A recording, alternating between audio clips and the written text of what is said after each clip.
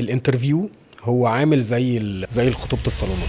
لو بيع شاطر جدا بس هو بيخبط الناس كلها مع بعض في جوه، ده ممكن يبقى ساعات خطورته اكتر من البياع الخيبان. فانا اضمن منين ان انا لما اجي اقيم شركتي اللي انا بشتغل عليها لا ابقى طالب مبلغ مناسب؟ اسوي كام؟ طب اسوي كام دي قصة كبيرة بقى. نعملها بقى ازاي؟ نعرف ازاي؟ هو لما اجي افتح مطعم، انه الاهم اللوكيشن بتاع المطعم ولا الكوزين اللي هيقدمه المطعم؟ الشركات اللي بتشتغل في التك، هل دي تقييمها بيفرق عن الشركات اللي ليها نشاط مختلف، ولا مش مهم قوي نشاط الشركة؟ يعني الحاجة الوحيدة المختلفة تماما هي تقييم القطاع المالي. ايه اهم الاخطاء اللي بتقع فيها الشركات الناشئة؟ تجربة في العالم كله في السوفت وير، يعني هتكلم على دي التجربة في العالم كله، قال لا نزل فيرجن 1، نزله ماركت، ومن الفيدباكس بتاعت العملاء ومن الحاجات دي ابتدي يحسن واعمل فيرجن 2 فيرجن 3 وفيرجن مليون. ايه اسوأ امبريشن ممكن ياخده انفستور عن فاوندر وهو بيبيتش الفكرة بتاعته؟ اي انفستور عايز يشوف ان انا فاهم انا بتكلم في ايه ورايح فين. امتى اعرف ان انا الونش دلوقتي؟ هعمل ماركتينج من الاول، وهنزل زي ما بيقولوا الناس تصحى الصبح تلاقي اعلانات الفنكوش في كل حته، جل زحلقه والحاجات دي.